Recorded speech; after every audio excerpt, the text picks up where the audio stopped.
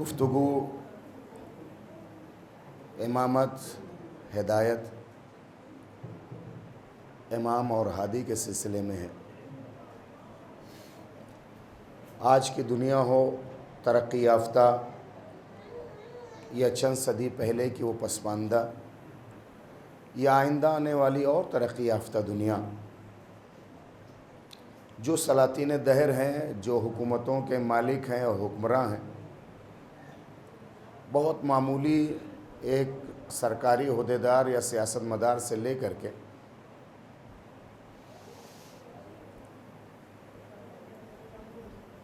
ترقی یافتہ ممالک تک اور مقتدر اور سپر پاور حکمرانوں تک، ہر دل کی چاہت اور ہر دل کا چور یہی ہوتا ہے کہ جب ہم بولیں تو دنیا خاموش ہو جائے، جب ہم سوچیں تو سب کی فکریں منجمد ہو جائیں، جب ہم اشارہ کریں تو کائنات میں حرکت ہو، اور جب ہم اشارہ کریں تو کائنات خاموش ہو جائے۔ شیطان صفت انسانوں کی فطرت میں یہ ہے کہ وہ حکومت چاہتے ہیں، چاہے جتنوں کا گلا کاٹنا پڑے، چاہے جتنوں کا خون بہانا پڑے، چاہے جتنے گھر ویران ہو جائیں، چاہے جتنی عورتیں بیوہ ہو جائیں، چاہے بے شمار بچے یتیم ہو جائیں، ان کے کسی کی یتیمی سے، کسی کی بیوگی سے، کسی کی بیماری سے، کسی کی غربت سے کوئی ربط نہیں ہے، ان کی کرسی بچی رہ جائے بس۔ اور وہ کرسی چاہے آج کے سیاست مدار کی دنیا ہو، وہ بہت معمولی سے معمولی سیاست مزاروں سے لے کر کے سی ایم اور پی ایم تک ہوں، پریزیڈنٹ ہوں پوری دنیا میں کسی ملک نہیں، میں عام سی بات کر رہا ہوں، یا اس سے پہلے جب شہنشاہیت اور بادشاہت کا نظام تھا تب بھی یہی تھا کہ تاریخ بھری پڑی ہے ایسے لوگوں سے کہ تخت اور تختوں کو بچانے کے لیے، اپنے اور مسند کو بچانے کے لیے بہت سارے بیٹوں نے اپنے باپ کا قتل کر دیا ہے، اور اپنی حکومت کو جاری و ساری رکھنے کے لیے بہت سارے بادشاہوں نے اپنے بیٹوں کا گلا کاٹ دیا ہے، زندانوں میں ڈال دیا ہے، جیل میں ڈال دیا ہے، اور سلاخوں کے پیچھے کر دیا، دیواروں میں چنا دیا ہے۔ کس لیے؟ اس لیے کہ حکومت بچی رہ جائے۔ بیٹا اگر حکومت پانا چاہتا تھا تو آپ پڑھ کر کے دیکھیے، ہمارے خود ہندوستان کی بھی تاریخ میں ہے، بادشاہوں میں بھی پایا جاتا ہے، اور پرانی 100-200 سال 500 سال کی تاریخ میں بھرے پڑے ایسے واقعات کہ کرسی پانے کے لیے بیٹے نے بادشاہ باپ کا گلا کاٹ دیا، اس کا قتل یا ڈائریکٹ کیا ہے یا کوئی سازش کر کے اس کا قتل کرا دیا تاکہ وہ مسند پہ بیٹھ جائے۔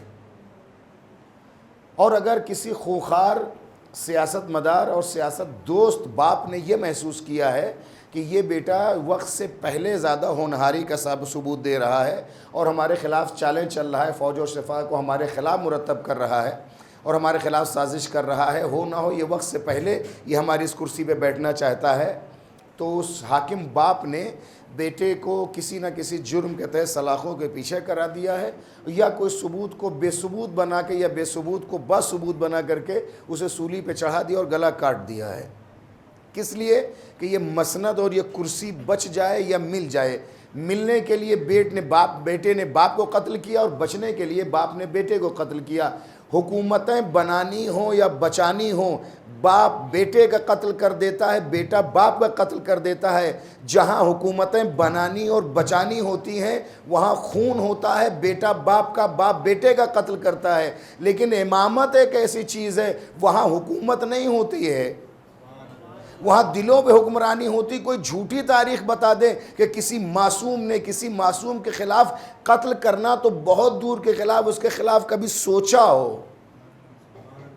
ذہن پر پاکیزگی کا اتنا پہرا ہوتا ہے عطیہ الہی اور لطف الہی کا کہ ایک معصوم کے خلاف مسند پر آنے کے لیے کبھی سوچ نہیں سکتا۔ وہ جانتا ہے کہ اگر حکومت دنیا کی دی ہوئی ہوتی تو اس کے لیے قتل کیا جائے، فوج لائی جائے، لشکر لایا جائے، سسٹم کو بدلا جائے، چیلنج کیا جائے، M P M L A کو ہٹایا جائے، خریدا جائے، لیکن یہ خلافت ہے، ریاست ہے، سیاست ہے، امامت نہیں ہے۔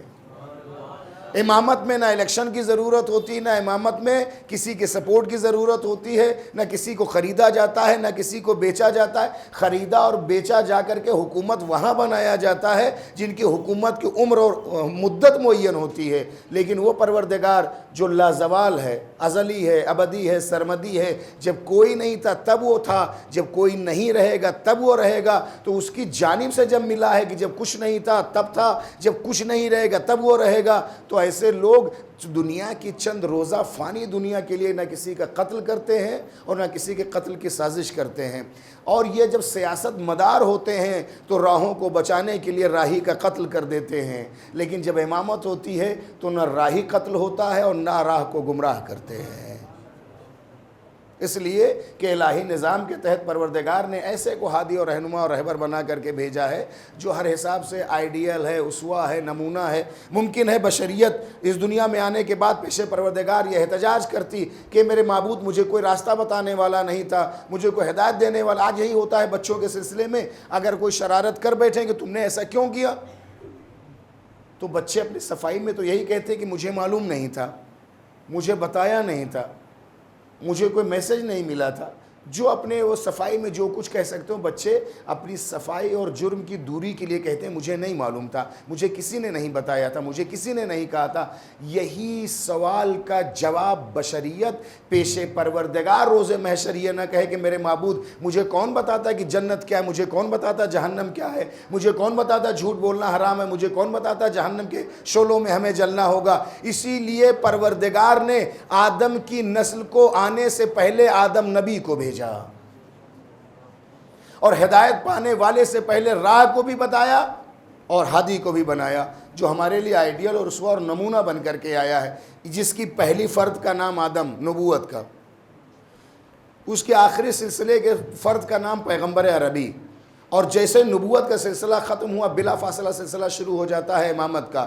امامت کے پہلی فرد کا نام امیر المومنین حضرت علی ابن ابی طالب،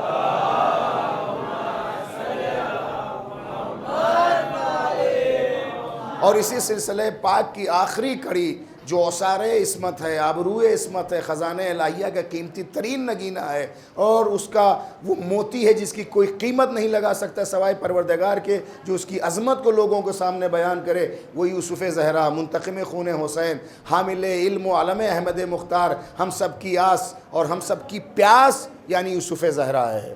عجل اللہ تعالیٰ فرجہ الشریف۔ اور جو آیت میں نے مسلسل آپ کی خدمت میں پیش کی ہے، آج اس آیت کو دوبارہ ہم نے آپ کی خدمت میں پیش کیا ہے کہ ہم ہر ایک کو اس کے امام کے ساتھ بلائیں گے۔ تو میں اپنے بچوں کے لیے بات اور اپنے چھوٹے بھائیوں کے لیے بتاؤں کہ قبلہ آپ نے تو یہ آیت پڑھی کہ ہر ایک کو ہم اس کے امام کے ساتھ بلائیں گے، اور آیت کا ترجمہ بھی آپ ہی ہر دن کرتے ہیں کہ یوم ندعو کل اناس بامامہم، وہ دن ہوگا جب ہر ایک کو اس کے امام کے ساتھ بلائیں گے۔ تو امام تو 12 ہیں، اور پہلے امام کا سلسلہ شروع ہوتا ہے سن 11 ہجری کے بعد، 12ویں کا سلسلہ شروع ہوتا ہے 260 ہجری کے بعد۔ تو 11 ہجری سے پہلے بھی تو بہت سارے لوگ اس دنیا میں آئے ہیں اور چلے گئے ہیں۔ یہ ہے نا سوال کہ آیت کا ترجمہ یہ کہ ہمارے کو اس کے امام کے ساتھ بلائیں گے، اور امام ہیں 12۔ پہلے امام کی امامت کے جب تک پیغمبر تھے علی تھے، لیکن علی کی امامت رائج نہیں تھی، اس لیے کہ نبوت ہے، جب حامل نبوت ہو تو امامت کا سلسلہ نہیں شروع ہو سکتا، نبوت کے بعد سلسلہ شروع ہوگا امامت کا۔ 11 ہجری میں پیغمبر نے رخت سفر حیات بعد لقاء الہی کے لیے وصال حق پیغمبر ہوا، امامت کا سلسلہ شروع ہوا۔ تو حیات پیغمبر، اور پیغمبر تو پھر بھی پیغمبر، ان سے پہلے موسیٰ کا زمانہ، عیسیٰ کا زمانہ، ادریس کا زمانہ، الیاس کا زمانہ، یعقوب کا زمانہ، یوسف کا زمانہ، ان سارے انبیاء کا ہے۔ آپ کہتے ہیں ہر ایک اس کے امام کے ساتھ بلائیں گے، قرآن کی آیت یہ کہتی تو علی کے بعد سے لے کے اب تک تو بلائیں گے، علی سے پہلے کا کیا ہوگا؟ آیت نے یہ کہا کہ ہر ایک کو اس کے امام کے ساتھ بلائیں گے۔ امام میں نے ترجمہ اول روز آپ کی خدمت پیش کیا، ہر ایک کو اس کے ہادی کے ساتھ بلائیں گے، ہر ایک کو اس کے رہنما کے ساتھ بلائیں گے، جو بھی جس عہد عصمت میں جی رہا ہے، جو آدم کے زمانے میں جیا ہے اور آدم کے نبوت کا اقرار کیا ہے، وہ حضرت آدم کے صف میں کھڑا ہوگا۔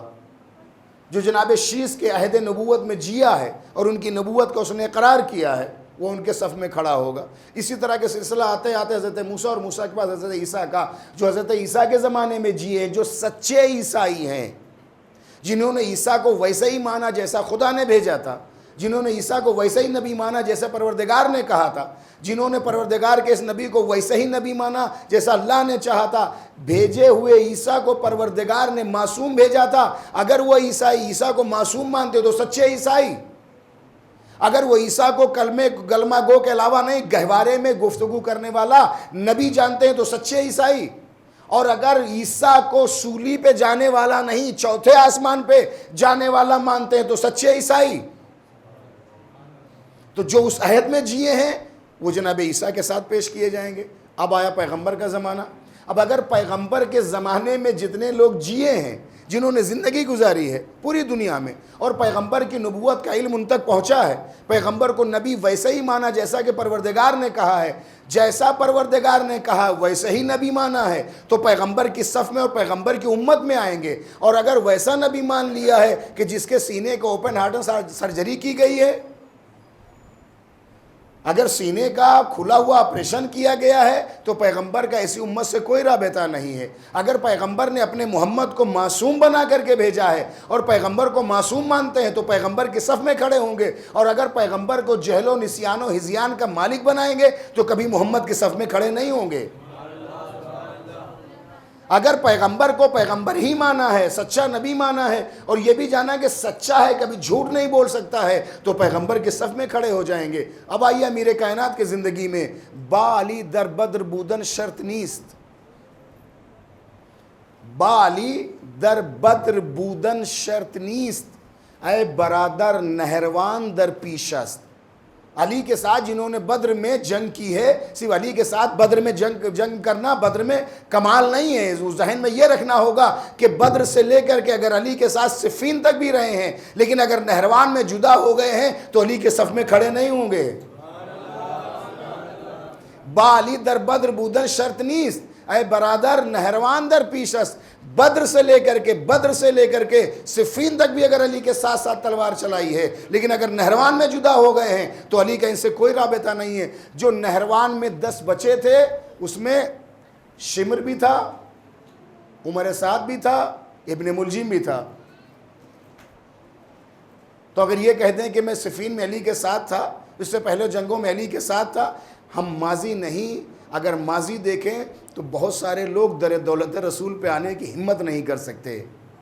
میں تاریخ پڑھ رہا ہوں، ہم حال دیکھتے ہیں، اور اگر صرف ماضی دیکھ کر کے فیصلہ کر دیا جاتا تو جس نے لجام فرس حسینی پر ہاتھ ڈالا تھا، حسین کے گھوڑے کی لگام کو پکڑ لیا تھا، کبھی وہ حر علیہ السلام نہیں ہو سکتا تھا۔ اگر صرف ماضی دیکھا جاتا تو جس نے حسین کے گھوڑے کی لگام کو پکڑ لیا تھا وہ پھر علیہ السلام نہیں بن سکتا تھا۔ آج ہمارے سماج اور معاشرے میں ہوتا ہے، کسی گھرانے کا کوئی بچہ عالم دین بن گیا، کسی گھرانے میں کوئی ترقی کر گیا، کسی عالم گھرانے میں کوئی آدمی کہیں کا سیکریٹری ہو گیا، کہیں کسی کمیٹی اور اپنی مذہبی کمیٹی کا صدر ہو گیا، تو اس کو صدر کا اگر کچھ نہیں بگاڑ پاتے، کمیٹی کے کسی فرد کا کچھ نہیں کر پاتے، تو فوراً کہتے ہیں آج بڑے صدر بنے گھوم رہے، ان کے بابا تو یہ کرتے تھے، آج بہت بڑے متولی بنے گھوم رہے ہیں، ان کے فلاں تو یہ کرتے تھے۔ ہوتا یہ ہے، میں ایک بات سے تاریخ پڑھ رہا ہوں، ہوتا یہ ہے کہ جب بیٹے کی فضیلت کی تاب نہیں لا پاتے، جب بیٹے کے فضیلت کی تاب نہیں لا پاتے تو ابو سفیان و ابو جہل کی ناپاک اولادیں ہمیشہ اس کے پاکیزہ باپ پر حملہ کرتی ہیں۔ جب بیٹے کے کمال کی تاب نہیں لا پاتے ہیں تو ابو سفیان کی ناپاک فکری اولادیں اس کے باپ پر ناپاک حملہ کرنے کی کوشش کرتے ہیں۔ ارے وارے مسلمان، یہ اتنا کان کا اونچا سننے والا ہے کہ اگر پیغمبر جنت کی بات کرتا ہے تو یہ سن لیتا ہے۔ نہ دیکھی ہے، نہ سنی ہے، نہ چکھی ہے، نہ مس کیا ہے، بیٹھے ہیں جن کی زندگی میں صرف چڑیلیں آئی ہیں، حور کے نام پر اتنا مسلمان، حور کی باتوں پہ اتنا زیادہ اپنی جان دینے کے لیے تیار ہو جاتے، اور ایسے بہت سارے ناپاک تو یہ سیریا اور لبنان میں مرے پڑے نظر آتے، جو جیب میں چمچہ اس لیے لے گھومتے تھے کہ مریں گے پیغمبر کے ساتھ جا کر جنت میں ناشتہ کریں گے، پیغمبر کے ساتھ نہیں، ان کے ساتھ ناشتہ کریں گے۔ جن کے نام اور جن کے ارادے کے ساتھ آئے ہیں میرے عزیزو. ناپاک اولادیں یہی ہوتے کہ جب باپ بیٹے کا مقابلہ نہیں کر پاتی. جب بات جنت کی ہوتی ہے تو یہ اتنا بہرا، یہی بہرا ہے جو سنتا بہت ہے. یہی بہرا ہے جو سنتا بہت ہے. کیا کہنا ہے مسلمان کے کانوں کا؟ جب یہ سننے پہ آتے ہیں تو جنت کی باتوں کو سن لیتے. نہیں، میں آسان کر دوں، جب یہ سننے پر آتے ہیں، یہ بہرے جب سننے پہ آتے ہیں تو اگر ایک چچا کے کان میں ایک بھتیجا بول رہا ہوتا تو یہ سن لیتے ہیں. یہ فکر کے بہرے جب سننے پر آمادہ ہوتے ہیں تو اگر ایک چچا کے کان میں ایک بھتیجا بول رہا ہوتا ہے تو یہ کان کی پھرپھراہٹ کو سن لیتے ہیں. اور جب نہیں سننے پہ آتے ہیں تو 1.25 لاکھ کے مجمع میں دن دوپہر میں محمد بول رہا ہوتا، کوئی نہیں سنتا ہے. صلوات بھیجے محمد و آل محمد پر.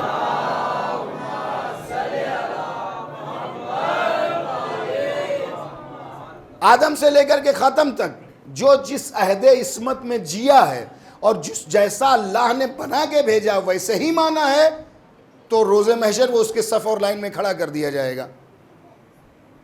عہد امامت کا سلسلہ شروع امیر کائنات کی حیات طیبہ امامت کے دہر اور عہد میں سن 40 ہجری تک جتنے لوگ عہد امامت میں جیے ہیں امیر کائنات کے، وہ اس وقت امیر کائنات کے صف میں کھڑے کیے جائیں گے.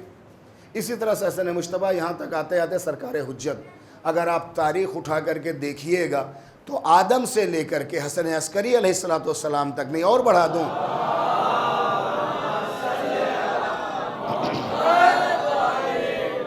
آدم سے لے کر کے سرکار حجت تک روز محشر جس کی سب سے زیادہ طولانی صف ہوگی وہ یوسف زہرا کی ہوگی. عمر کے لحاظ سے میں عرض کر رہا ہوں. آدم سے لے کر کے یوسف زہرا تک یہ جتنا عصمتی سلسلہ سارے نبوتوں کا اور پوری امامتوں کا، ادھر امامت نبوت ہے، ادھر امامت، یہ دونوں صف جو لگائی جائے گی جس کے پیچھے سب سے بڑی تعداد ہوگی وہ یوسف زہرا کی ہوگی. اور آپ کس کے عہد میں جی رہے ہیں؟ یوسف زہرا کے. میرے عزیزوں، میرے دوستوں، میرے بزرگوں، سچ بتائیں میں ادب منبر کا احتیاط کے ساتھ یہ عرض کر رہا ہوں، کیا ایسا ممکن ہے کہ کوئی بیٹا ہو اور اپنے باپ کو پہچانتا نہ ہو؟ شرافت کی زبان میں کیا کہتے ہیں آپ بہتر جانتے ہیں. ایک شریف لہو اور اپنا لہو، ایسا ممکن نہیں ہے کہ بیٹا باپ کو نہ پہچانے، اور ایسا ممکن نہیں ہے کہ بیٹا باپ کے حکم کی تعمیل نہ کرے. تو آپ جس عہد امامت میں جی رہے ہیں، میں اپنے آپ کو نہ کہوں، میں معافی چاہتا ہوں، اللہ آپ کو سلامت رکھے. آپ کے سینے میں جو دل دھڑک رہے ہیں وہ تو محبت امامت سے لبریز ہے. میں چھوٹا سا طالب علم، گنہگار طالب علم، میں اپنے نفس کو کہتا ہوں 24 گھنٹے میں جس کے چشم و ابرو کے اشارے پر کائنات چل رہی ہے، کتنی بار ہم اپنے امام کو یاد کرتے ہیں؟ کیا صبح، ظہرین اور مغربین کی نماز کے بعد صرف انگلی کے اشارے کے السلام علیکم صاحب الزمان کہہ دینا کافی ہے؟ یا دل کی گہرائی اور تنہائی میں کبھی آپ نے بیٹھ کر کے گفتگو کی ہے؟ کبھی آپ نے اس کے دل کے درد کو جاننا چاہا ہے؟ کبھی تنہائی میں بیٹھ کر کے اپنے امام وقت سے آپ نے گفتگو کی ہے؟ کبھی دکھ درد کہا ہے؟ خدا کی قسم، جس طرح سے ایک شفیق باپ کی شفقت کا تقاضا یہ ہے کہ جیسے ہی بیٹا بلائے یا اس کی آہے اور گریے کی آواز باپ سنے، وہ باپ نہیں ہے جو بیٹے کی آواز پر دوڑے نہ، اس کے گریے پر پہنچے نہ. اس میں اکثریت ان کی جو صاحبان اولاد بیٹھے ہوئے ہیں، میرے اللہ تجھے واسطہ اس مجلس کا، ذکر حسین کا، اس امام وقت کی عبادتوں کا، آہوں کا، گریوں کا، جو لاولد ہیں، جو صاحب اولاد نہیں، پروردگار امام زمانہ کے صدقے میں صاحب اولاد کر دے. پروردگار جو اولادیں ہیں انہیں نیک اور صالح اولاد قرار دے، اور پروردگار ان اولادوں کو ناصرین و محافظین امام زمانہ قرار دے. بتائیے ایسا ممکن ہے کہ بچہ چیخے، باپ کے کان تک اس کی آواز جائے اور وہ دوڑے نہ، وہ تڑپے نہ، وہ پوچھے نہ؟ یا اگر بیٹے نے گرتے وقت اپنے باپ کو آواز دیا اور باپ نے آواز سنی ہے تو لپکے نہ، پہنچے نہ؟ یہ تو ترقی یافتہ زمانہ ہے. اگر آپ آفس میں ہیں, کہیں ڈیوٹی پر ہیں, شہر سے باہر ہیں, اور اگر آپ بات کر رہے ہیں اہل خانہ سے اور اپنے شریک حیات سے, بیٹی سے یا کسی سے بات کرتے کرتے اگر آپ کے بچے یا بچی کی رونے کی آواز آپ ٹیلی فون پہ سنتے ہیں تو تڑپ جاتے ہیں, چاہے جتنی اہم بات کر رہے ہوتے ہیں. کہتے ہیں کون رو رہا ہے؟ ہوتا یہی ہے نا, فوراً پلٹ کے پوچھتے ہیں کون رو رہا ہے. ارے نہیں کچھ نہیں, کہ نہیں یہ رونے کی آواز کس کی ہے؟ یہ بچہ جو بھی ہوتا کون ہے, اس کی آواز آ رہی کیا؟ کہ پہلے اس کو چپ کراؤ. سب سے پہلے پوچھتے کیوں رو رہی ہے یا رو رہا ہے بچہ, اور اس کا کہتے سب سے پہلے جا کے اس کو چپ کراؤ. فطرت کا تقاضا یہ ہے باپ کا کہ بچی یا بچہ جب تڑپے, اولاد جیسے تڑپتی ہے, باپ کا دل دھڑکنے لگتا ہے. سب سے پہلے سوال کرتا ہے کیوں رو رہے ہو. دوسرا یہ ہوتا ہے کہ تمہارے سوال کے جواب جو بھی ہے گریے کی وجہ اس کو حل کرنے کی کوشش کرتا ہے. تو جب امام امت کا باپ ہے, ایسا ممکن نہیں ہے کہ آپ کی آنکھوں سے آنسو گرے اور آپ کا امام وقت نہ تڑپے, اور تڑپ کر کے وہ یہ نہ پوچھے تمہارے گریے کی وجہ کیا, کیوں رو رہے ہو تم. میرے دوستوں, میرے عزیزوں, میرے بزرگوں, جب دل ٹوٹے, گھریلو پریشانیاں ہوں, مالی مشکلات ہوں, زندگی اور حالات کی تبدیلی کے تحت کسی سے نہ روئیے, کسی کے سامنے نہ روئیے. وضو کیجئے, 2 رکعت نماز پڑھیے اور اس کو ہدیہ کریے مادر امام زمان کو, اور کہیے کہ بی بی, ہر ماں اپنے بیٹے پر حق رکھتی ہے, میری ہمت نہیں, میری گنہگار زبان امام وقت سے مخاطب ہونے کی طاقت نہیں رکھتی. بی بی آپ اپنے فرزند سے کہہ دیجئے میری مشکل حل کر دیں. یہ آپ کی اپنی معرفت ہے, لیکن وہ اتنا کریم ہے کہ ماں کو ہدیہ کرنے کے بعد پھر مخاطب کرے میرے آقا, میں جانتا ہوں میری آنکھوں میں اتنی تاب نہیں کہ آپ کے نور امامت کو دیکھ سکوں. مولا یہ گنہگار زبان آپ سے ہم کلام ہونے کی طاقت نہیں رکھتی. آقا یہ میرے گنہگار ہاتھ آپ سے مصافحہ کرنے کی سعادت نہیں رکھتے. مولا میری یہ گنہگار پیشانی آپ کے قدموں میں گرنے کی تاب نہیں رکھتے. مگر مولا آپ فرزند زہرا ہیں, مگر مولا آپ فرزند علی ہیں. مولا آپ تو کریم کربلا حسین کی یادگار ہیں. آقا یہ مشکل آپ میری حل کریں. امکان میں نہیں ہے کہ آپ کی آواز پر وہ لبیک نہ کہے. مسجد جمکران آپ سب نے سنا ہے, 40 منگل تک اگر کوئی مسجد سہلہ یا مسجد جمکران جائے, دعا پڑھے, توسل کرے, تو جو علماء نے نقل کیا, جو مشاہدات ہیں کہ امام سے ضرور ملاقات ہوگی. ہاں مصلحت یہ اور بات ہے کہ آپ پہچان سکیں یا نہ پہچان سکیں. انہی دنوں میں ایک شخص, اس کے بالکل آخری منگل پورے ہو رہے تھے, اس نے خواب میں سرکار حجت کو دیکھا اور فریاد کی کہ آقا آپ تشریف کیوں نہیں لاتے. تو پہلا جواب وہی کہ یہ تو مصلحت پروردگار اور اس کا علم اللہ کو ہے. دوسرا یہ کہ تم کہتے ہو کہ آنا چاہیے ہے, بالکل, جس کو میں اپنے لہجے میں کہوں کہ انسان کہتا کس کے سہارے آئیں. آقا یہ مسجد جمکران آپ دیکھ رہے ہیں, ہزاروں کا ٹھٹ لگا ہوا ہے. کوئی یہاں دعا پڑھ رہا ہے, کوئی وہاں گریہ کر رہا ہے, کوئی وہاں توسل کر رہا ہے, کوئی وہاں تلاوت کر رہا ہے. یہ سب آپ ہی کے لیے تو آئے ہیں. جو ملاقات امام زمان میں جو واقعہ لکھا ہے, امام نے اس کے ہاتھ کو پکڑا کہ آؤ میرے ساتھ. جس کسی کے پاس جاتے ہیں مولا مجھے اولاد چاہیے, اور آگے بڑھے مولا مجھے نوکری چاہیے, اور آگے بڑھتے مولا مجھے یہ چاہیے. بہت سارے لوگوں کے پاس امام اس کے ہاتھ کو پکڑ کے ایک ایک کے پاس جاتے ہیں. یہ جتنے آئے ہیں سب اپنے لیے آئے ہیں, میرے لیے کوئی نہیں آیا ہے. کبھی تنہائی میں بیٹھیے, گفتگو کیجیے اپنے امام وقت سے. باللہ العظیم میں قسم شرعی کھا کے کہتا ہوں, ممبر کی ضمانت لے کر کے اپنے علماء سے نقل کرتے ہوئے, اساتذہ سے سنے ہوئے واقعات, جو سینے میں ان کا دیا ہوا تھوڑا بہت ایک ذرے سے کم علم ہے اس کے تحت, ممکن نہیں ہے کہ باوضو ہو کر کے وہ شاید تنہائی میں نہیں, بھری بھیڑ میں جہاں ہزاروں کا جب ٹھٹ چل رہا ہے, کسی شہر میں, کسی ریلوے اسٹیشن پر, کسی ایئرپورٹ پر, لیکن اس وقت اگر آپ کے دل قطار امام وقت سے مل جائے اور آپ صلوات یا کسی بھی ذریعے سے توسل کر کے امام سے گفتگو کریں, ممکن نہیں کہ آپ کے آنکھوں میں آنسو نہ آ جائے. اور آنکھوں میں آنسو کا آنا, دل کی دھڑکن کا تیز ہونا, اس بات کی دلیل ہے کہ آپ کا امام وقت آپ سے گفتگو کر رہا ہے. کون کہتا ہے کہ علی کے لال سے گفتگو کرو تو وہ جواب نہیں دیتا؟ جھوٹے ہیں وہ لوگ جو یہ کہتے ہیں کہ بات کرو تو ہمارا امام ہم کو جواب نہیں دیتا، امکان نہیں پایا جاتا۔ جس طرح سے سلام کا جواب واجب ہے، اور جب بھی آپ اپنے امام کو سلام کرتے ہیں تو جواب آتا ہے، آپ نہیں سن پاتے، ہم نہیں سن پاتے، ایسا ممکن نہیں ہے کہ وہ جواب نہ دے۔ سفر پہ آپ نکلنے لگتے ہیں، صدقہ نکالتے ہیں، مائیں صدقہ نکالتی ہیں۔ میں چھوٹا سا طالب علم، میں خود جب بھی امکانی صورت ہوتی ہے، جس بھی صورت جو بھی ممکن ہوتا صدقہ دیتے ہیں۔ میں اپنے آپ کو کہوں، سفر پہ نکلتے وقت اپنی سلامتی کا بار بار صدقہ نکالا جاتا ہے۔ ایک شہر سے دوسرے شہر تھوڑا سا توقف کر کے نکلتے تو صدقے کی بات کرتے ہیں، ممکن نہیں ہوتا تو فون کر کے کہہ دیتے ہیں کہ ہم سفر پہ نکلیں، صدقہ نکال دینا۔ لیکن جو تمہارا مسیحا ہے، جو تمہارا امام ہے، جو کائنات کا مالک ہے، اب تک کتنی بار اپنے امام کی سلامتی کے لیے ہم نے صدقہ نکالا ہے؟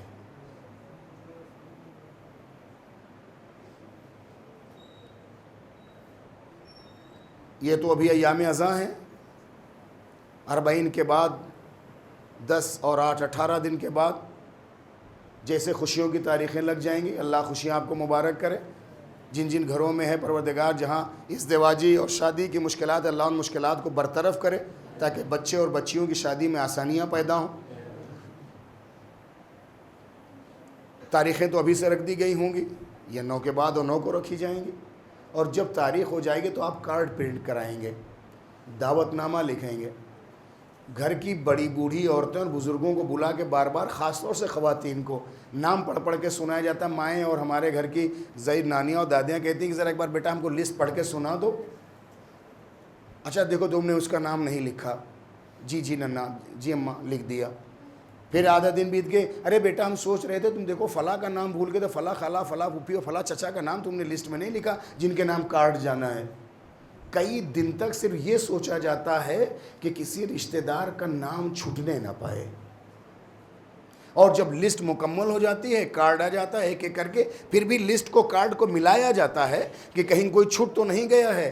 تم کو قسم دے رہا ہوں تمہارے جوش ایمانی کہ تم کو قسم ہے تمہارے امام وقت کی، اتنی شادیاں کی ہم کرے ہیں، کتنے لوگوں نے سب سے پہلا کارڈ اٹھایا ہو اور کارڈ پہ سب سے پہلے امام وقت کا نام لکھ کر کے عریضہ تو بھیجتے ہو اپنی حاجت کے لیے، کس شادی کے کارڈ اور فنکشن اور تقریب کو لے جا کر کے تم نے امام زمانہ کے لیے کسی دریا، کسی نہر اور کسی کنویں میں ڈالا، آقا میرے گھر پہ ایک شادی کا پروگرام، آقا اگر آپ آ جائیے گا تو میری شادی دوبالا ہو جائے گی۔ اپنے دلوں کو جواب دیں، آپ بیٹیوں کی، بچوں کی، بیٹوں کی، پوتوں کی شادی کی ہے، کتنی بار امام وقت کو لکھا ہے؟ کھانا بچ جاتا ہے تقریب کا، شادیوں کا، ولیموں کا، ان کو وہاں بھیج دو، ان کے وہاں بھیج دو، ان کے وہاں بھیج دو، کوئی چھٹنے نہ پائے، بچنے نہ پائے، خراب نہ ہونے پائے۔ کبھی سوچا کہ خوراک کھانا بھی امام کی سلامتی کے لیے دے دیا جائے؟ شادیوں میں دیکھا فلاں نہیں آیا، فلاں نہیں آیا، ان کو فون، آپ نہیں آئے، دیر سے آئے۔ کبھی ایک بار بھی مصلی بچھا کر کے سوچا میرے مولا میں نے تقریب رکھی ہے، میں نے شادی کا رکھا، آقا آپ آ جاتے، آپ کے قدمہائے پاک آ جاتے تو میرے گھر میں نور آ جاتا؟ سوچا کبھی آپ نے؟ اور بہت سخت اور دل کے آخری بات میں اپنے لیے کہنا چاہ رہا ہوں، اگر آپ نے عریضہ لکھا، کارڈ پہ نام لکھا ہی، مصلی بچھا کر کے اگر اپنے امام وقت کو دعوت دے ہی دی ہے، تو اب یہ خیال رہے کہ تمہارے گھر میں امام وقت آنے والا ہے۔ اور اگر اپنے امام وقت کو تم نے کارڈ لکھا ہے، بھیجا ہے، دعا کی ہے کہ مولا آپ آ جائیے گا، تو تمہارے گھر سے کبھی گانے اور موسیقی اور میوزک کی آواز نہیں آنی چاہیے۔ سچ بتاؤ کہ جس گھر سے گانے کی آواز آئے گی شادی میں، اس گھر میں امام زمانہ آئیں گے؟ اگر یہ چاہتے ہو کہ تمہارے وقت کا امام آئے، حدیث قصہ پڑھو، پنجتن پاک آئیں گے، زیارت عاشوراء پڑھو، شہدائے کربلا آئیں گے، امام زمانہ کی زیارت پڑھو، وقت کا امام آئے گا۔ اگر امام وقت کو چاہتے ہو کہ تمہارے بچوں، بچیوں، بیٹے اور بیٹیوں اور اولادوں کی شادیوں اور فنکشنوں میں آئے امام وقت، تو گانے سے بھاگے گا، آئے گا نہیں۔ آج اس فرش عذاب پہ بیٹھ کر کے اپنے آپ سے عہد کریے کہ آنے والی خوشیوں کی تاریخوں میں سب سے پہلے جسے آپ لکھیں گے رقا، سب سے پہلے جس کے نام کارڈ پر نام لکھا جائے گا اور آپ کے امام وقت کا ہوگا۔ دوسرا یہ ہے کہ جو بھی آپ اپنے گھر میں کوئی تقریب کوئی فنکشن کریں گے، کسی کے گھر سے ایسی آواز نہیں آئے گی کہ اگر امام آیا اور دروازے تک پہنچا ہے تو گانے کی آواز سن کے کہیں امام واپس نہ ہو جائے۔ ساتوں امام کا زمانہ ہے، امام موسیٰ کاظم علیہ السلام کا۔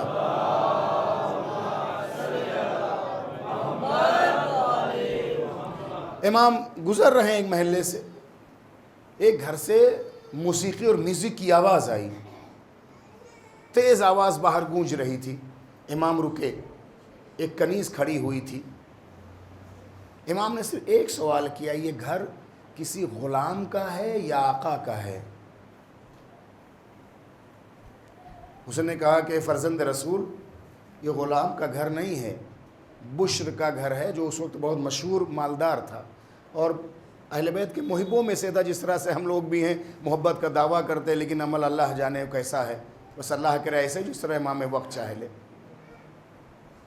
آقا میرے آقا کا، فرزند رسول میرے آقا کا نام بشر ہے اور یہ غلام نہیں ہے، مالک ہے، اور آپ جانتے کتنا مالدار شخص ہے۔ صرف اتنا امام نے کہا اور جواب سنا اور امام آگے بڑھ گئے، کچھ ایک کلمہ نہیں کہا۔ وہ جب کنیز نیچے اتر کے کمرے میں جب گئی تو اس نے پوچھا کہ تو کس سے بات کر رہی تھی؟ کہا کہ فرزند رسول یہاں سے گزرے تھے، امام موسیٰ کاظم، انہوں نے ان سے میں بات کی۔ کیا کہہ رہے تھے وہ؟ کہا انہوں نے یہ پوچھا کہ یہ گھر غلام کا ہے یا آقا کا ہے؟ تو کہا تو نے کیا کہا؟ کہا میں نے کہا یہ گھر میرے آقا کا ہے۔ اتنا سننا تھا کہ تاریخ نے کہا بشر نکلے اور ننگے پیر باہر، کا آقا کدھر گئے؟ کہا اس طرح اور آگے بڑھے، تو کہا اور آگے بڑھ گئے۔ پوچھا لوگوں سے کدھر سے امام ہمارے گزرے، کہا کیا؟ ننگے پیر دوڑتے ہوئے بشر گئے، قدموں میں گر گئے، آقا میں غلام ہوں، آقا نہیں ہوں، میں نے گناہ کیا ہے، میں نے غلطی کی ہے، میں نے بہت بڑی غلطی کر لی ہے کہ میرے وہ گھر میں سے آنے والی میوزک کی آواز آپ کے گوشہائے پاک تک چلی گئی ہے۔ مولا میں اپنے گناہ کی معافی مانگتا ہوں اور آپ کو گواہ بنا کے کہتا ہوں کہ آج کے بعد کبھی گانا سنوں گا نہیں، آج کے بعد کبھی ان حرام موسیقی کو کبھی سنوں گا نہیں۔ مولا آپ میری مغفرت بھی کروائیے گا اور آپ کو میں گواہ بنا کے کہتا ہوں۔ تاریخ نے لکھا ہے کہ صرف اتنی ہی دیر کہ گھر سے یہ بشر نکل کر کے امام تک دوڑ کے گئے تھے، جوتا انہوں نے نہیں پہنا تھا، اس لیے ان کا لقب بشر حافی پڑ گیا۔ حافی کہتے ہیں جو بغیر چپل اور نالین کے باہر چلتا ہو۔ میرے جوانوں، میرے بھائیوں، خوشیاں تمہیں مبارک ہوں، ہر خوشی تمہارے گھر پہ دستک دے، کوئی کمی تمہارے گھر پر نہ آئے، لیکن یہ جانتے ہو کہ اگر شادیوں میں کسی بھی پروگرام میں اگر موسیقی اور گانے کی آواز آئے گی تو اس آواز پر شیطان دوڑ کے آئے گا، امام نہیں آئے گا۔ سچ بتائیں آپ، جو بھی آپ کی شادی کی، ہمارے اور گھروں کی جو رسمیں ہوتی، مہندی کی اور کس کی، ہر ایک رسم میں جہاں سے ڈھول کی تھاپ ہو، گانے ہوں، نازیبا کلمات کہے جاتے ہوں، اس کے بعد پہلے دن سے لے کر کے 5 دن 8 دن جو بھی رسمیں ہوتی ہوں، تب سے لے کر کے جب تک دلہن گھر میں آتی ہو، جب تک رسم ہوتے ہیں، صرف گانے ہوں، صرف بے تکے کلمات ہوں، صرف نازیبا کلمات ہوں۔ جو شادی کی ابتدا گانے سے ہو تو شادی میں طلاق نہیں ہوگا تو کیا ہوگا؟ اس شادی میں جھگڑا نہیں ہوگا تو کیا ہوگا؟ اس شادی میں جہیز کے اوپر کیس اور مقدمہ نہیں ہوگا تو کیا ہوگا؟ لیکن جس شادی کی ابتدا تلاوت کلام پاک پر ہوگی، حدیث قصہ پر ہوگی، شہدائے کربلا کے صدقے میں ہوگی، تم میں اگر کوئی پریشانی ہو بھی رہی ہوگی تو پروردگار حدیث قصہ کے صدقے میں، زیارت عاشورہ کے صدقے میں، حضرت زہرا کے صدقے میں تمہاری مشکلات خود بخود حل ہوتی چلی جائے گی۔ اگر یہ چاہتے ہو کہ تمہاری زندگیوں میں کوئی اختلاف نہ ہو، مالی مشکل کبھی پیدا نہ ہو، کبھی اولاد کے سے محروم نہ رہو، کبھی تمہیں طلاق تک کی نوبت نہ آئے، تو اپنے شادیوں میں اسے بلاؤ کہ جو بیوی قدم رکھتی ہے تو یہودی عورت اگر دلہن اس دنیا سے گئی بھی ہوتی ہے تو اس کے صدقے میں اس کی حیات پلٹ آتی ہے۔ کیسے ہیں ہم علی کے چاہنے والے، کیسے ہم شہزادی کے چاہنے والے؟ ایک یہودی تو اپنے گھر میں محمد کی بیٹی فاطمہ کو بلائے اور ہم ہیں کہ کبھی حدیث قصہ پڑھ کے فاطمہ کو دعوت نہ دیں۔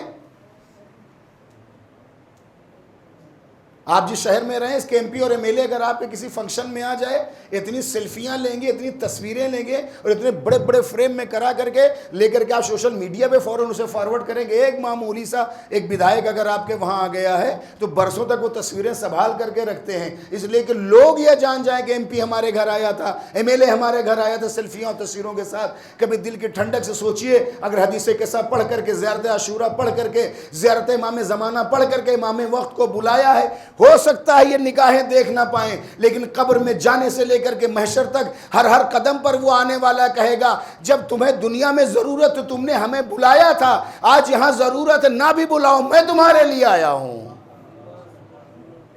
معمولی سیاست مدار کی تصویروں سیلفیوں کو سوشل میڈیا پر وہ پوسٹ کرنے سے بہتر یہ ہے کہ اس تصویریں دل میں سنبھال کر رکھو جو قبر سے لے کر کے محشر تک تمہارے کام آئے۔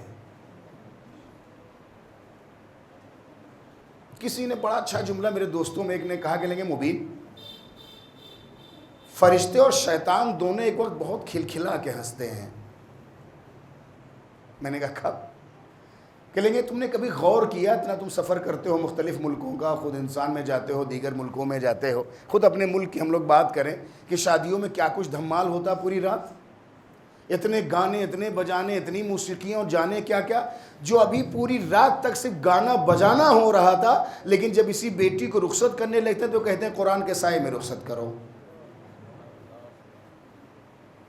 ہے تلخ ہے، آپ سے محبت ہے میں، آپ سے عشق ہے میں، ہم جانتے ہیں کہ یہ باتیں آپ کو بری نہیں لگیں گی، اور ہمارے وہ ناظرین و سامعین جو ہمیں دوبارہ مختلف چینلوں پہ یا دیکھ رہے ہیں یا دیکھیں گے، یہ دل میں ایسا ہوتا ہے کہ نہیں گاؤں سے لے کر کے شہروں تک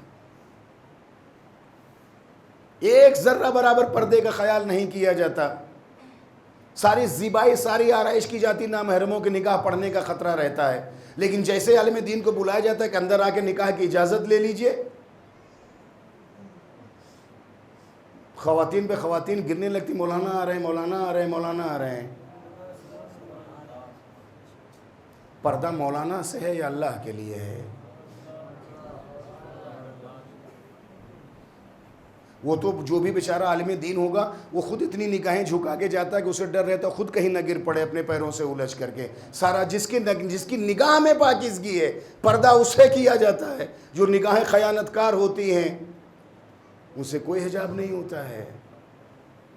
اگر یہ چاہتے ہو کہ خوشیاں تمہارے در پر آئیں، فرشتے تمہیں مبارکباد دینے آئیں، جتنے مجھ سے ریلیٹڈ لوگ ہیں پوری دنیا میں، جب بھی میں سنتا ہوں کہ فلاں کے وہاں کسی خوشی کی کوئی تقریب ہے، یا کال کرتا ہوں یا میسج کرتا ہوں یا وائس میسج بھیج دیتا ہوں کہ بہت بہت مبارک ہو آپ کو۔ آپ بتائیے جس گھر کے جس در کے معمولی نوکر کا نام جبریل ہے کہ اگر بچہ رو رہا ہے تو جھولا جھلائے گا، اگر بچہ رو رہا ہے تو جھولا جھلائے گا، اگر چکی کو چلانا ہے، اگر ماں بہلانے لگی ہے تو جبریل چکی کو چلائیں گے، چھوٹی چھوٹی بات پر آسمان سے دوڑے چلے آتے ہیں۔ جس کے معمولی سے ہرکارے اور نوکر و غلام کا نام جبرائیل ہے، اسے اپنے گھر بلانا نہیں چاہو گے؟ کیا اگر زہرا کو اطلاع ہو کہ میرے حسین کے رونے والے کے گھر آج خوشی ہے تو کیا شہزادی تمہیں مبارکباد نہیں دیں گی؟ شہزادی نہیں، فرشتے دوڑے چلے آئیں گے تمہارے در پہ مبارکبادی دینے کے لیے کہ ایک آج علی کے چاہنے والے کے گھر شادی ہے، لیکن اے میرے عزیزو آسمان سے چلا ہوا فرشتہ جو آپ کی مبارکبادی دینے کے لیے آ رہا ہے، اگر دروازے پہ وہ گانے کی آواز سنے گا رکے گا یا چلا جائے گا؟ تلخ ہے تو معافی چاہتا ہوں، آپ نہیں، میں تو اپنے ناظرین کے لیے کہنا چاہتا ہوں جو مجھے دیکھ رہے ہیں یا پوری دنیا میں دیکھیں گے۔ چاہتے اگر یہ ہو کہ تمہارا امام تمہارے در پر آئے تو ایسا کچھ کرو کہ وہ خود چل کر کے آئے۔ ستاروں کا کام یہ ہے کہ اگر سورج سلامت ہے، اگر سورج سلامت ہے تو چاند اور ستارے خود بخود سلامت رہیں گے۔ اگر تمہارا مسیحا، تمہارا امام وقت اگر سلامت ہے تو تم پر کوئی آفت و بلا آنے والی نہیں ہے۔ اپنی حیات اور اپنے بچوں اور اپنی اولادوں اور اپنے عزیزوں کے صدقہ نکالنے سے پہلے سب سے پہلے نیت کرو، سب سے پہلے میرے امام وقت کی سلامتی کے لیے، ان کے سلامتی کے صدقے میں اس کی سلامتی چاہتے ہیں۔ سورج سلامت ہے تو ستارے خود بخود سلامت رہیں گے۔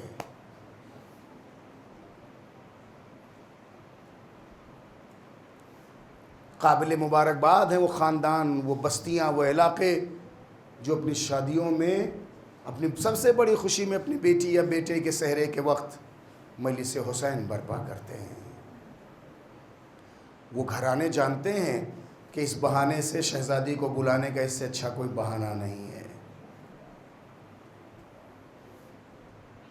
کربلا کے بعد جب ایک چاہنے والے نے چوتھے امام سے کہا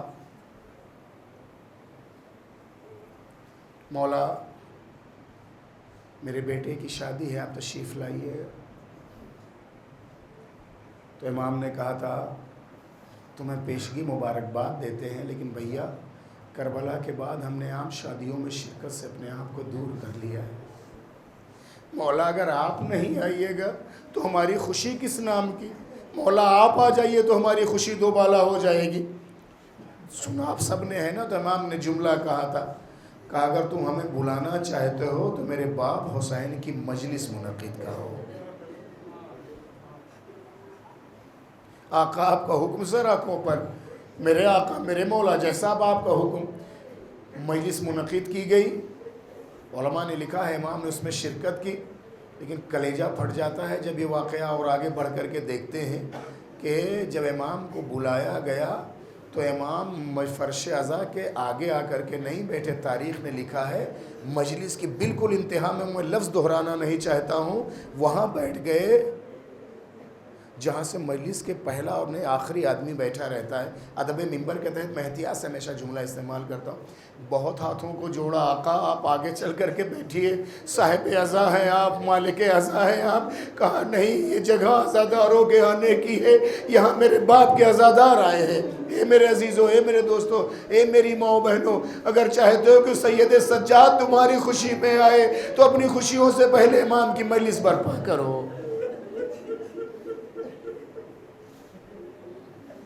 35 سال تک جو اپنے امام پر، اپنے باپ پر روتا رہا ہے۔ تاریخ نے لکھا ہے کہ جب کبھی بھی پانی آپ کے ہاتھ میں آتا تھا آپ گریہ کرنے لگتے تھے، اتنا روتے تھے کہ آنسوؤں سے پانی جو چلو کا وہ مضاف ہو جاتا تھا، ڈال دیتے تھے۔ منہال نام کا آپ کا صحابی ہے، گھر کے پاس سے گزر رہا ہے، پرنالے سے پانی گرتے، جیسے دامن کو بچایا، کنیز نے کہا منہال کیا کر رہے ہو؟ کہا پرنالے سے پانی گر رہا ہے، کہیں دامن پہ نہ پڑ جائے، معلوم نہیں ہے کیسا پانی ہے۔ تڑپ کے کنیز نے کہا منہال جانتے ہو یہ کون سا پانی کا؟ نہیں، کہا تمہارا امام اوپر بیٹھ کے وضو کے لیے بیٹھا ہوا ہے۔ دوڑتے ہوئے قدموں سے گئے، امام کو دیکھا چلو میں پانی لیے، دیکھتے جاتے ہیں، روتے جاتے ہیں، اتنا کہ پانی مضاف ہو جاتا، پھینک دیتے ہیں۔ جب متوجہ منہال کیسے آنا ہوا؟ آقا صرف اتناز کرنے آیا ہوں کہ کب تک روئیے گا، مولا کب تک گریہ کریے گا؟ منہال تم نے ہمارے ساتھ انصاف نہیں کیا۔ یہ کہ یوسف تھا یعقوب کا جدا ہو گیا تھا، یعقوب اتنا روئے تھے کہ آنکھ کی بینائی چلی گئی تھی۔ اے منہال ہمارے 18 یوسف کو ذبح کر دیا گیا ہے۔ مولا مولا مولا شہادت تو آپ کے گھرانے کی میراث ہے۔ اے میری ماں بہنوں، تو اللہ تمہارے پردوں کو سلامت رکھے۔ جیسے منہال نے کہا مولا شہادت تو آپ کے گھرانے کی میراث ہے، امام نے تڑپ کے کہا منہال ماں بہنوں کا بے مخنعو چادر کیا بازاروں میں پھرایا جانا بھی ہماری میراث ہے؟ مقتل نے لکھا ہے، تاریخ نے لکھا ہے کہ امام سجاد علیہ السلام جب بھی قصاب کے علاقوں سے گزرتے تھے تو قصاب اپنے اپنے گوشت پر کپڑے ڈال دیتے تھے۔ ابھی میں کل گزر رہا تھا، کچھ دکانوں میں نے گوشت کے ٹکڑوں کو دیکھا، یہ واقعہ فوراً میرے ذہن میں آیا، میرا کلیجہ پھٹنے لگا۔ جیسے امام قصاب کے علاقوں سے گزرتے تھے فوراً وہ لوگ اپنے اپنے کشتوں پر، اپنے اس ذبیحوں پر پردے ڈال دیتے تھے، یہ معمول تھا۔ تاریخ نے لکھا ایک بار امام گزر رہے تھے، ایک قصاب بس ابھی دمبے کو ذبح کرنا چاہتا تھا، امام نے کہا بھیا رک جاؤ، مولا حکم فرمائے، اے بھیا تم نے اسے پانی پلا دیا ہے؟ اے بھیا تو نے اسے پانی پلا دیا؟ اس نے ہاتھ کو جوڑ کے کہا کہ مولا ہمارا اصول یہ ہے ہم کسی جانور کو اس وقت تک ذبح نہیں کرتے جب تک اسے پانی پلا نہ دے۔ کربلا کا رخ کیا ہے بابا، قصاب کسی جانور کو ذبح نہیں کرتے جب تک اسے پانی پلا نہ دے۔ اے میرا پیاسا بابا،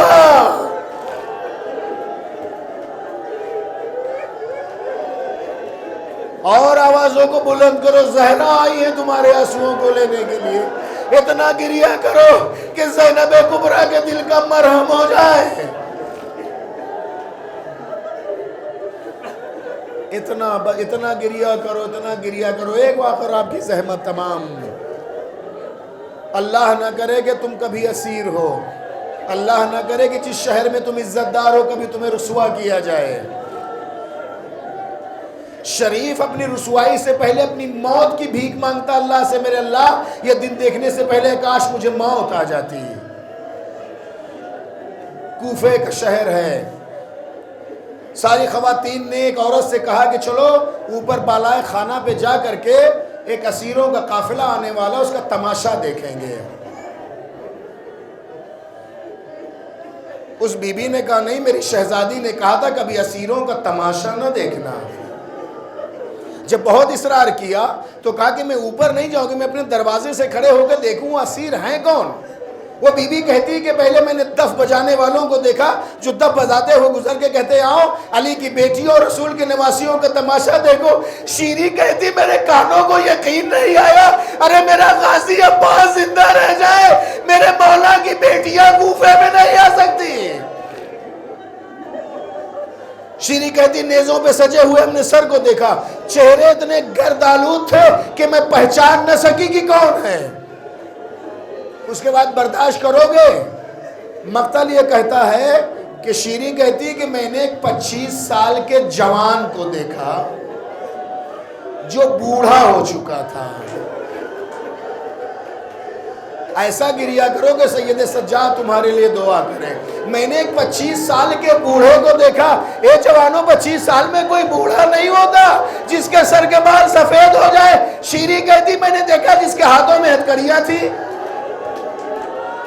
پیروں میں بیڑیاں تھیں، اور بیڑیوں کی وجہ سے پڈلی کا گوشت کٹ کے گر گیا تھا۔ ایسا گریہ کرو، امام زمانہ تمہارے لیے دعا کرے۔ یا بقیت اللہ، یا حجت اللہ، اے یوسف زہرا جد کا برسہ قبول کیجئے۔ ایک ایک بلا کجاوا، بلا محمل اونٹ آتا ہے، گزر جاتا ہے۔ شیری کہتی ہے ایک اونٹ بلا محمل جب میرے سامنے آ کر کے رکا، دو جملے اور آپ کے زحمت تمام۔ شیری کہتی کہ دیکھا کہ ایک دراز قد بی بی ہے، اس کی گود میں 5 برس کی بچی بیٹھی ہوئی ہے۔ بچی نے اس بی بی کے چہرے کی جانب دیکھا، سر کو جھکا لیا۔ 2 یا 3 بار ایسا عمل کیا تو اس بی بی نے کہا میرا بیٹا کچھ کہنا چاہتی ہو؟ نہیں پھوپھی اماں کچھ نہیں ہے۔ نہیں میرے لال کچھ کہنا چاہتی ہو؟ کہا پھوپھی اماں پیاس جان لیے لے رہی ہے۔ یہ کربلا نہیں کوفے کا واقعہ ہے۔ تو شیری کہتی ہے اس دراز قد بی بی نے کہا جس نے اپنے چہرے کو بال سے چھپا رکھا تھا، اے میرے لال سکینہ، میں تمہیں پانی مانگنے کی اجازت نہ دیتی اگر تمہارے باپ نے تہ خنجر سوال آب نہ کیا ہوتا۔ پھر مجھ سے کہا کہ بی بی ایک کوزہ آپ مل سکتا ہے؟ میں دوڑی ہوئی گئی، ایک ٹھنڈا کوزے کا آپ پانی لے کر کے آئی اور بچی کے ہاتھ میں دیا۔ پانی کو دے کر کے میں نے کہا بی بی جب پانی پی لیجئے گا تو میرے لیے 2 دعا کر دیجئے گا۔ ابھی پانی جیسے لیا تو بس شہزادی نے کہا سکینہ پانی نہ پینا، پہلے اس کے لیے دعا کر دو۔ بی بی کیا دعا ہے آپ کی؟ اے بی بی پہلے یہ دعا کر دیجئے جیسے آپ یتیم و اسیر ہوئی ہے میری بچی یتیم و اسیر نہ ہو۔ ایک بار سکینہ نے کرتے کے جلے ہوئے دامن کو اٹھایا، اے میرے اللہ تجھے سکینہ کی یتیمی کا واسطہ، جیسے میں یتیم ہوئی ہوں یہ بی بی یتیم، اس کی بچی یتیم نہ ہو۔ بی بی آپ کی دوسری دعا کیا ہے؟ دعا کر دیجئے کہ میرا شہزادہ سلامت رہے۔ گریے کی آواز بلند کرے، امام زمانہ کو یہ آواز بہت اچھی لگتی ہے۔ زہرا آئی ہے تمہاری آنکھوں کو سننے کے لیے، اب چہلم میں کچھ بچا نہیں ہے۔ بی بی دوسری دعا کیا ہے؟ اے شہزادی دعا کر دیجئے کہ میرا شہزادہ سلامت رہے۔ کہا شہزادے کا نام کیا ہے؟ کہا میں نام نہیں لے سکتی، میری بی بی نے کہا تھا کبھی شہزادے کا نام نہ لینا۔ چھوٹی بچی دامن کو اٹھائے ہوئے کرتے کے جلے ہوئے کو اگر آپ نام نہ بتائیے گا تو دعا میں کس کے لیے کراؤں گی؟ اچھا یہ بتاتی ہے کہ شہر کا رہنے والا ہے، جیسے شیری نے کہا شہر مدینہ کا رہنے والا ہے، وہ بی بی کی ہچکیاں بد گئی، ارے شہر مدینہ میں کہاں محلے بنی ہاشم، نام تو بتا دیجئے۔ جیسے ہی کہا، بی بی نے منع کیا تھا لیکن آپ کہتی تو میں نام لے لیتی ہوں، میرے شہزادے کا نام حسین ہے۔ اب زینب نے چہرے سے بالوں کو ہٹایا، اے شیری اب حسین کی سلامتی کی دعا نہ کرنا، وہ نوکے نیزہ تیرے شہزادے کا سجا سر، بس ایک سوال کیا، اے بی بی کیا عباس نے وفا نہ کی؟